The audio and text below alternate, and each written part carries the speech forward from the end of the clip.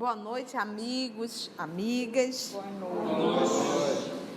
Hoje, 9 de março de 2018, nós estamos reunidos para estudarmos a obra O Evangelho segundo o Espiritismo. Nós estamos no capítulo 17, item 9, os superiores e os inferiores. Nós lemos o primeiro parágrafo, estudamos no nosso estudo anterior. Hoje vamos dar continuidade a esse material, esse texto sobre os superiores e os inferiores, tá? É uma mensagem de François, ele foi um cardeal francês, ele nasceu em 1795, desencarnou em 1862, Paris, na França. E essa mensagem é de 1863, então ele estava praticamente recém-desencarnado quando nos trouxe essa mensagem falando sobre os superiores da Terra a nível de uma condição social e os inferiores também na condição social, né? Não a nível moral, mas a nível social, ok? E vamos iniciar com a mensagem do livro Caminho, Verdade e Vida, mensagem de número 101, Tudo em Deus. É uma citação de João que será comentado por Emmanuel, lido pela nossa irmã Maria Luísa. Tudo em Deus. Eu não posso de mim mesmo fazer coisa alguma. Quem falou foi Jesus, e isso está no Evangelho de João, exatamente com o título do diálogo sobre a obra do Filho. É Jesus nos ensinando, nos mostrando o que um filho faz. Constitui ótimo exercício contra a vaidade pessoal a meditação nos fatores transcendentes que regem os mínimos fenômenos da vida. O homem nada pode sem Deus. Todos temos visto personalidades que surgem dominadoras no palco terrestre, afirmando-se poderosas sem o amparo do Altíssimo. Entretanto, a única realização que conseguem efetivamente é a dilatação ilusória pelo sopro do mundo, esvaziando-se aos primeiros contatos com as verdades divinas. Quando aparecem, temíveis, esses gigantes de vento espalham ruínas materiais e aflições de espírito. Todavia, o mesmo mundo que lhes confere pedestal projeta-os no abismo do desprezo comum. A mesma multidão que os assopra incumbe-se de repô-los no lugar que lhes compete. Os discípulos sinceros não ignoram que todas as suas possibilidades procedem do Pai amigo e sábio, que as oportunidades de edificação na terra, com a excelência das paisagens, recursos de cada dia e bênçãos dos seres amados, vieram de Deus, que os convida, pelo espírito de serviço, a ministérios mais santos. Agirão desse modo, amando sempre, aproveitando para o bem e esclarecendo para a verdade, retificando caminhos e acendendo novas luzes, porque seus corações reconhecem que nada poderão fazer de si próprios e honrarão o Pai, entrando em santa cooperação nas suas obras. Então, a frase assim que mais chama a atenção para mim nesse comentário de Emmanuel é quando ele diz: o homem nada pode sem Deus. E realmente nada podemos sem Deus. Nada. Não é? E em seguida ele diz: aqueles que se arvoram a fazer algo sem Deus, logo são desmascarados, logo, não é? Até aqueles mesmo que os engrandecem os colocam por terra. E a gente vê, quando realmente nós nos dispomos a fazer uma obra e que estamos realmente seguindo, tentando seguir o Evangelho, tentando fazer o bem, as coisas fluem. Pode até ter um percalço, mas acaba a coisa engrenando numa boa e a gente vai e faz. Ao passo, quando de repente a gente envereda por outro caminho, pode até no início ser muito fácil, mas de repente a coisa desanda e vai tudo por água abaixo. E a gente se ilude às vezes com cargos, não é? Até mesmo dentro de qualquer obra, a gente se ilude com um cargo, já acha que não fala mais com ninguém, já trata todo mundo no bico do sapato. E não é assim, é como ele diz, os discípulos sinceros não ignoram que procedem de um pai amigo. O próprio Jesus disse no diálogo lá, ele diz: eu obedeço ao meu pai, eu faço a obra do meu pai, eu faço o que meu pai pede, manda eu fazer. Jesus. E a gente se arvora o direito de não querer fazer. A vida está dizendo, olha, vai por aqui, e a gente vai para um caminho errado. E acaba se dando mal e depois ainda bota a culpa em Deus. Não é?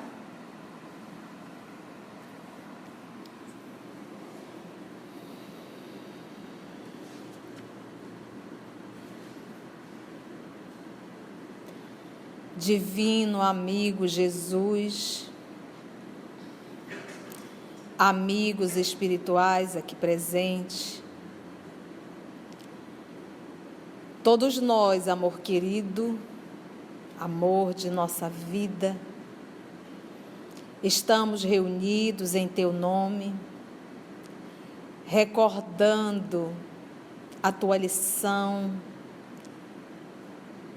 e em particular quando o Senhor nos informou que onde houvesse 2 ou mais pessoas reunidas em Teu nome, o Senhor se faria presente. Aqui então Tu estás, porque todos nós viemos porque estamos com muita saudade de Ti, saudade do Teu olhar, saudade da Tua voz, saudade das Tuas lições, saudade do amor, Senhor. Que nós possamos, divino amigo, nesse encontro de amigos, podermos receber a inspiração dos nossos amigos espirituais, entendermos as lições que nos serão ministradas essa noite, e que essas lições possam ser refletidas e que nós possamos refleti-las em nosso dia a dia. Obrigado, amor de nossa vida. Obrigado, amigos espirituais. E nós pedimos permissão para iniciarmos o estudo do Evangelho segundo o Espiritismo. Vamos lá, então? Então, vamos fazer uma leitura corrida do 2º parágrafo e aí começar a comentar a partir do momento em que não comentamos. A semana passada ele falou o quê? Ele deixou claro sobre a função daquele que é o superior a nível de uma condição social, e ele também vai falar da condição, do comportamento daquele que é o inferior também numa condição social, aquele que é o funcionário, o empregado, e aquele que vai realizar realmente o cargo superior, que vai ser aquele que vai administrar e comandar pessoas. Então, olha só, nesse 2º parágrafo ele diz assim, olha, quem quer que seja depositário de autoridade, seja qual for a sua extensão, desde a do Senhor sobre o seu servo, até a do soberano sobre o seu povo, não deve esquecer que tem almas a seu cargo. A seu cargo é sobre a tua responsabilidade, que responderá pela boa ou má diretriz que dê aos seus subordinados e que sobre ele recairão as faltas que estes venham a cometer. Os vícios a que sejam arrastados em consequência dessa diretriz ou dos maus exemplos. Esse mau exemplo é de quem? Do superior. Olha que coisa... Tomando uma dimensão enorme. Do mesmo modo que recolherá os frutos da solicitude, desse cuidado de que usar para os reconduzir ao bem. Todo homem tem na terra uma missão, grande ou pequena. Todos nós temos uma missão a realizar e temos que saber qual é a nossa. Missão que sempre lhe é dada para o bem, seja ela qual for. quem a falsear essa missão em seu princípio, está, pois, falindo ao seu desempenho. Essa semana no estudo, alguém pulou e disse assim, citou então, governador do país, de um determinado estado. Ela disse assim, ele teve o merecimento de ser um líder. Não é merecimento, isso é provação. É provação. Provação é, você precisa passar por isso. Se nós não passamos, tenhamos certeza que vamos passar. Nós estaremos na condição de líderes também de uma nação.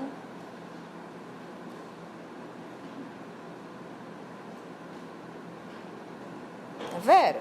Pode ser em vários segmentos. Em vários segmentos. Em vários segmentos.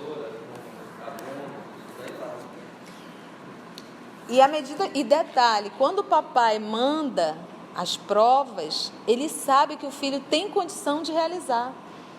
O papai não manda pegadinha. Quem faz isso é o povo. Na hora, faz uma pegadinha aí para enganar e subentender que a resposta é essa e não é.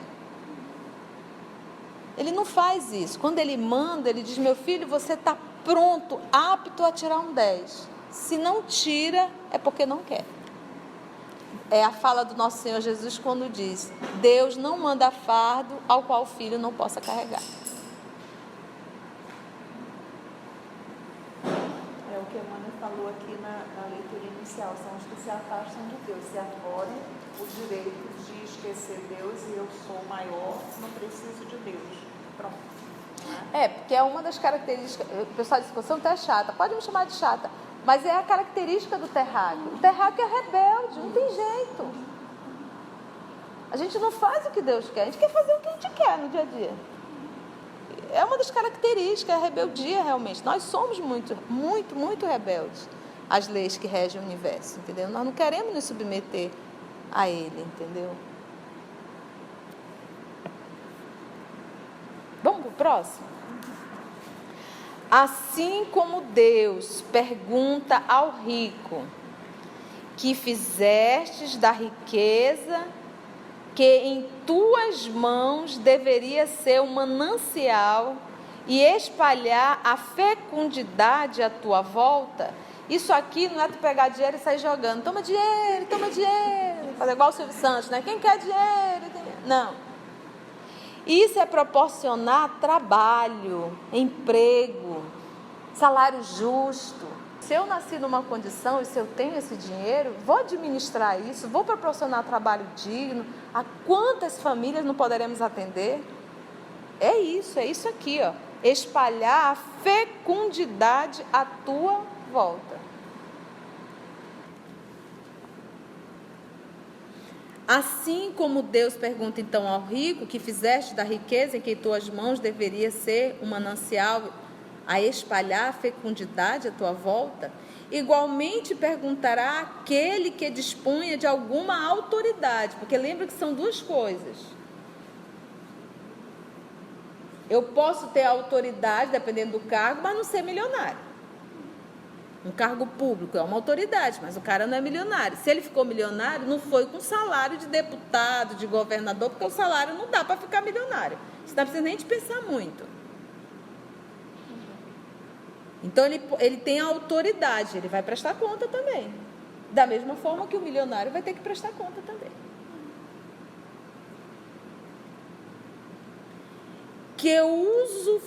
Que dispõe de alguma autoridade, abre aspas, que uso fizestes dessa autoridade?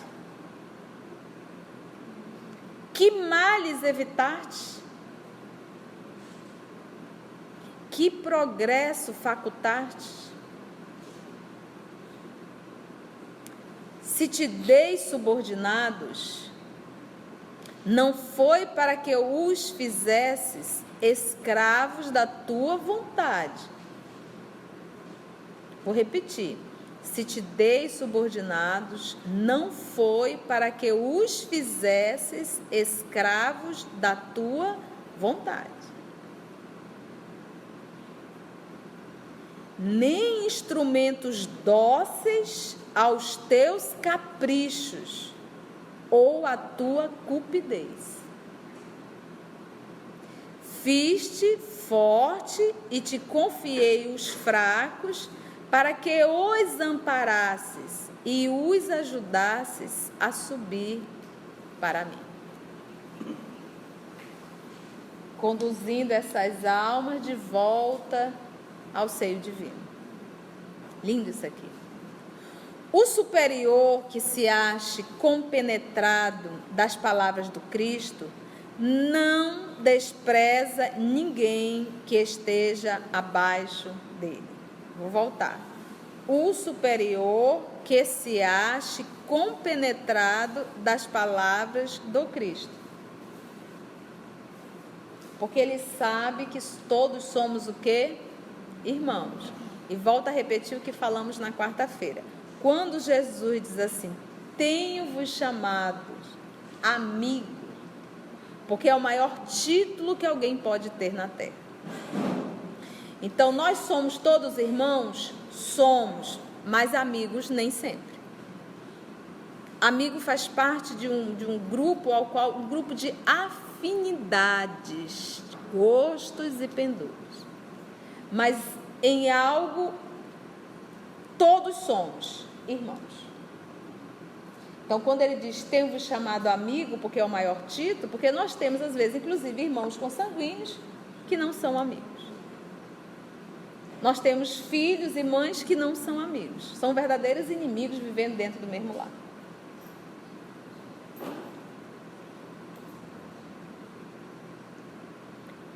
Porque o superior se ache compenetrado das palavras do Cristo, não despreza ninguém que esteja abaixo dele, porque sabe que as distinções sociais não prevalecem diante de Deus. Então você imagina você numa condição de empresário, de repente aquele funcionário que você humilha, que você maltrata, aquela pessoa ficou ali uma vida inteira aguentando aquilo, né? E de repente todos vão desencarnar, isso é um fato. E aí você vai, me desencarna, vai sofrer as consequências. Quem vem te receber no mundo espiritual? Aquele que você maltratou. Detalhe, só luz. Olha que humilhação.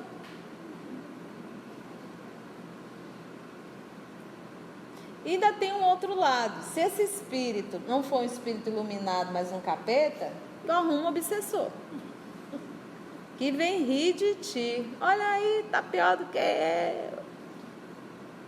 Cadê o teu dinheiro? Porque a gente arruma os inimigos, às vezes, ferrenho. Entendeu? Por isso que o nosso Senhor Jesus dizia o quê? Angariais amigos. Se o superior... porque a nossa maior dificuldade é entender a reencarnação, né? A gente não consegue compreender isso na sua essência, né? Nós não conseguimos compreender que somos seres, personalidade, mortais. Personalidade, ela morre. A gente deixa. A gente está aqui só por um período. 70, 80. A partir do 80 já é contagem regressiva. Eu já estou no 46, já bati a metade, já estou voltando, entendeu? Mas não é. O Alberto Almeida, contando numa palestra, achei engraçado, ele disse que quando ele fez 60 anos, ele teve uma crise. Ele disse, meu Deus, eu fiz 60 anos. Eu só tenho no máximo 15 anos aqui, se tiver. O que são 15 anos? Para um rapaz, que ele é jovem, né? Aquele jeitão dele, espírito alegre, vivacidade, palestrando aqui. É difícil um Divaldo com 90 anos estar rodando o mundo inteiro ainda palestrando. Não é muito comum, né? Mas para pensar. E a gente não pensa nisso. A gente só consegue entender que vamos ficar aqui eternamente. E não vamos. Tem um tempo, né? Tem data de validade. Se nós tivéssemos só essa consciência, a nossa conduta já iria mudar bastante. O Espiritismo lhe ensina ao superior que, se eles hoje lhe obedecem, talvez, já lhe tenham dado ordens, ou poderão dá-las mais tarde, e que ele então será tratado conforme os haja tratado. Então tu imagina, aquele que você maltrata, vai desencarnar, aquela confusão, reencarna. Você tem um débito com ele. Ele vem agora na condição de empresário. Quando tu adentrar na empresa dele, ele não vai lembrar, mas vai sentir um prazer enorme em te humilhar. Ele vai mandar te chamar, chama fulano. Ele não sabe nem porquê. Ele acha até irracional, mas ele sente um prazer enorme em te humilhar. Por quê? Antigo chefe.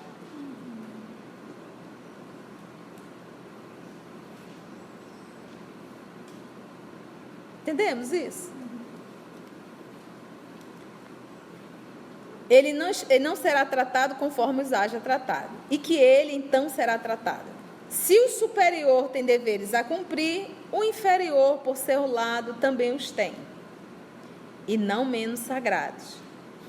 Se este último for espírita, este último quem? Foi essa a pergunta.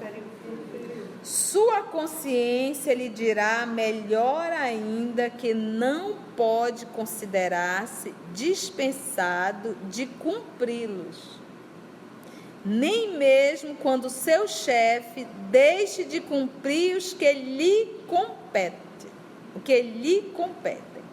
Então, às vezes, o chefe não honra com os compromissos, nem por isso você deve deixar de realizar o trabalho. Normalmente não é o que acontece. Eu não recebi, vou bagunçar isso aqui. Não me deram aumento, vou, e começa a fazer aquele motim, é uma baixaria, uma confusão, uma fofocada.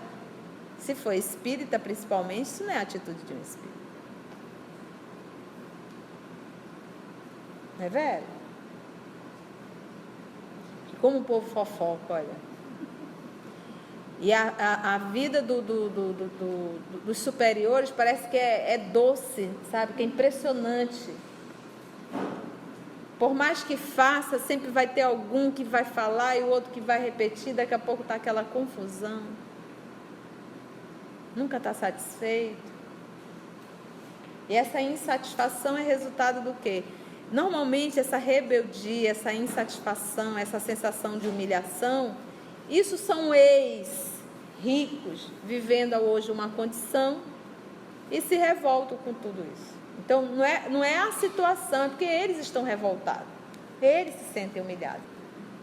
Se este último for espírita, a sua consciência lhe dirá melhor ainda que não pode considerar-se dispensado de cumpri-los, nem mesmo quando seu chefe deixe de cumprir os que lhe competem, porque sabe que não deve retribuir o mal com o mal, e que as faltas de uns não justificam as faltas de outrem. Que coisa simples. A falta dele não me dá o direito de também realizar faltas. Se a sua posição lhe traz sofrimento, dirá que sem dúvida os mereceu.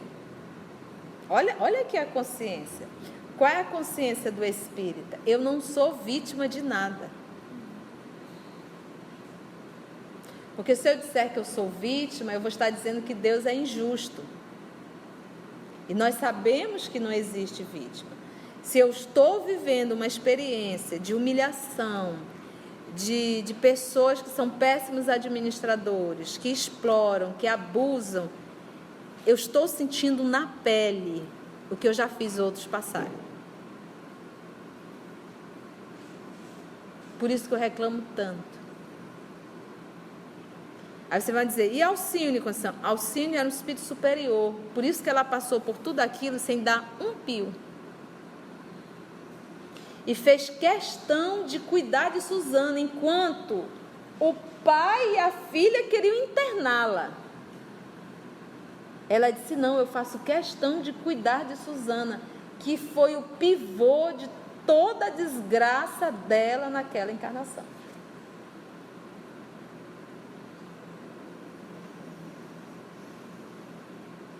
E porque Alcione tinha consciência de que o trabalho ia fazer muito bem a Alcione.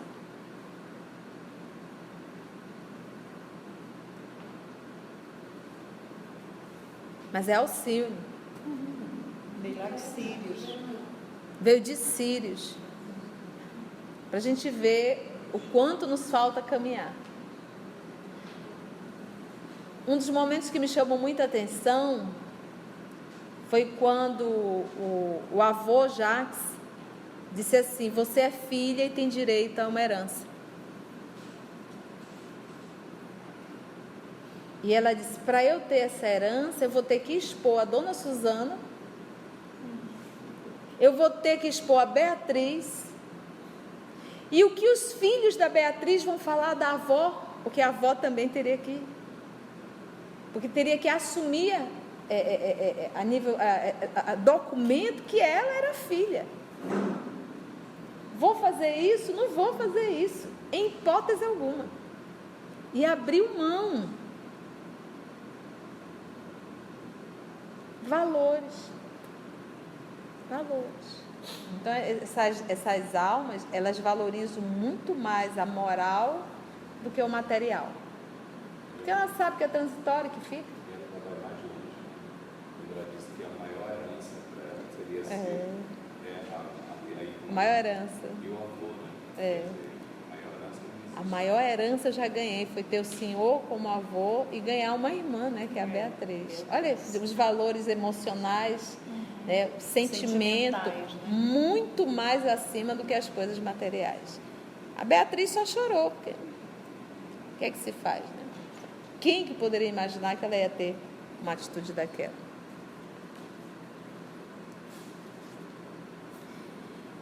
Nem mesmo quando o seu chefe deixa de cumprir o que lhe competem, porque sabe que não deve retribuir o mal com o mal e que as faltas de uns não justificam as faltas de outros. Se a sua posição lhe traz sofrimentos, dirá que sem dúvida os mereceu, porque ele mesmo outrora talvez tenha abusado da sua autoridade, cabendo-lhe, por sua vez, experimentar o que fizera sofrer aos outros. Se vê forçado a suportar essa posição, por não encontrar outro melhor, porque às vezes a criatura está numa condição que ela não tem outra, ela tem que se submeter àquilo. A gente vê muito isso no povo que passa num concurso. Às vezes eu vejo assim uns casos, né? A gente faz muito diálogo, né? E às vezes a pessoa não suporta o que faz, não suporta o ambiente profissional, sofre, mas não se submete a trocar porque é um concursado.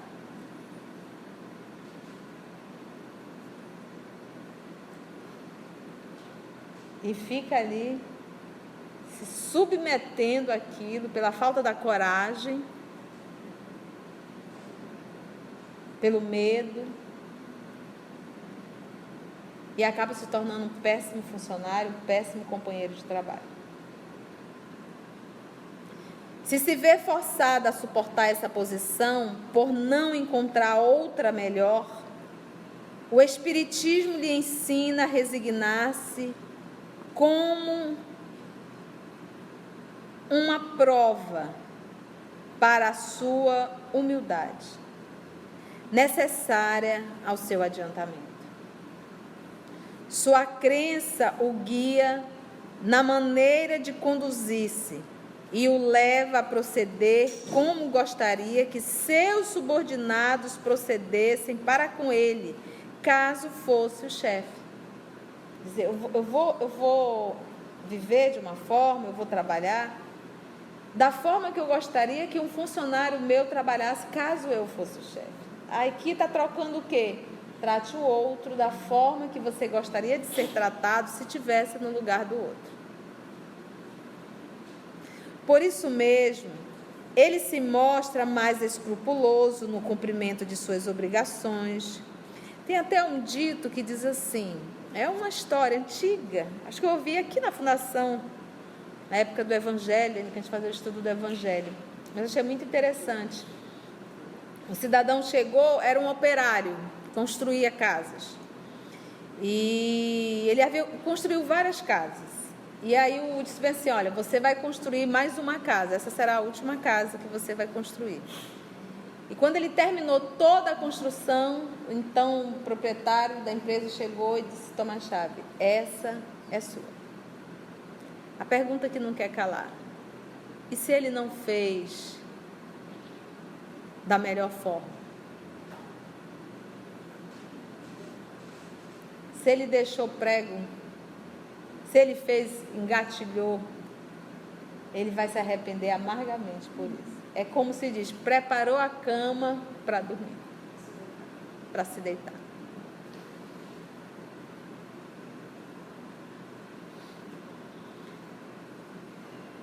No cumprimento de suas obrigações, porque compreende que toda negligência no trabalho que lhe é confiado resulta em prejuízo para aquele que o remunera e a quem ele deve o seu tempo e os seus esforços. Numa palavra, ele é induzido pelo sentimento do dever que a fé lhe dá. E essa fé é o quê? O que é fé? O que é fé? Fidelidade. Hã? Essa fé, nós sempre rotulamos fé como acreditar que Deus vai atender às minhas necessidades. E nós vamos aprendendo que a fé é a fidelidade a Deus. Fidelidade é, eu vou cumprir. Porque lembra que o Antigo Testamento, ele retrata o casamento de Deus com a sociedade terrena, né? E ele coloca depois Jesus como noivo. Porque quando nós vamos estudando o Antigo Testamento, quando ele diz ali, façamos o homem a nossa imagem e a semelhança. Façamos, não é eu faço, façamos. E quando nós vamos estudando o livro A Caminho da Luz, nós vamos começando a perceber que aquele Criador lá é o próprio Cristo.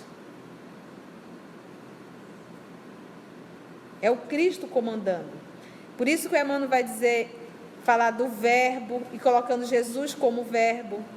E é verdade, porque ele é o co-criador.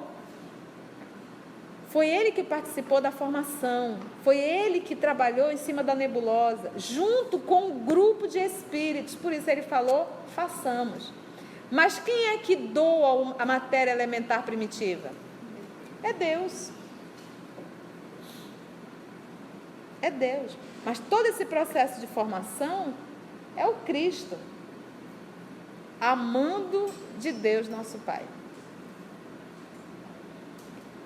Compreende que toda negligência no trabalho que lhe é confiado resulta em prejuízo para aquele que o remunera e a quem ele deve o seu tempo e os seus esforços. Numa palavra, ele é induzido pelo sentimento do dever. E o que é dever?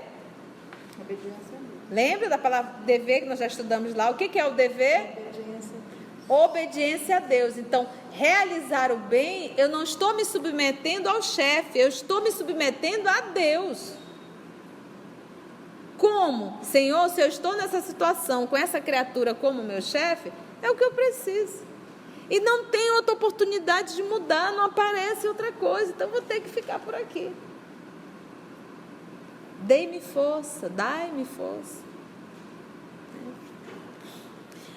Numa palavra, ele é induzido pelo sentimento do dever que a fé lhe dá, a fé na condição da fidelidade a Deus, e pela certeza de que todo desvio do caminho reto implica uma dívida que cedo ou tarde terá de pagar. Pagar é um resgate, existe um débito. Com quem? Com a lei. E eu vou ter que reparar isso. Então, essa mensagem foi de um François, em Paris, 1863. Era um cardeal francês, ele nasceu em 1795, desencarnou em 1862. E a mensagem de que ano? 1863. Isso quer dizer que Um aninho depois ele já estava dando. mais ou menos um aninho depois ele já estava trazendo essas comunicações. Alguma dúvida, alguma colocação? Foi bom o Evangelho? Entendemos aí a atitude do superior e do inferior? Nenhuma pergunta? Deus, o Criador, né? E Cristo, o próprio Criador. Né? Certo. Então nós temos que entender que ele, você falou engenheiro, né? Esse é o engenheiro maior que nós temos nesse Esse é o universo que a gente conhece até agora, né? o quê? Engenheiro? Esse é engenheiro, ou seja, construtor, né? Sim, É isso sim. que nós temos que- A matéria elementar primitiva é dada por Deus. Sem essa matéria elementar não se pode fazer nada a nível material. A construção do nosso Senhor Jesus foi realmente o orbe terrestre, a formação. E nós vamos encontrar esse a caminho da luz, as reuniões, as discussões. Imagina, ele deve ter chamado arquiteto, geólogo, químico, físico, anatomista. Chama todo esse povo, porque os animais que existem nesse planeta não tem em outros planetas, é específico. Às vezes eu estou caminhando, adoro caminhar lá no Mindu, porque a gente fica ali na natureza e eu fico olhando a quantidade de pássaros. O cantar deles é diferente. E cada dia a gente descobre um som diferente. Tu olha para as folhas, para as árvores. Meu Deus, isso deu muito trabalho. E coisas específicas. Você está entendendo? Diferente. Então foi muita gente reunida para tratar. Uma borboleta. Você vê borboleta tudo quanto é cor. Frutos, flores, animais, os vegetais. E você fica... E Tagore tem uma mensagem linda quando ele diz assim, ele vai comer o fruto e diz, hoje eu te trago, né? Você morre porque eu vou me alimentar de ti, mas um dia também eu serei alimento para outros seres, eu também voltarei à terra e serei alimento. Olha aí, perfeito. Então vamos finalizar aqui o nosso estudo do Evangelho, agradecermos a Jesus por esse momento de diálogo, né, de conversa com ele, e até o próximo estudo, se assim nos for permitido.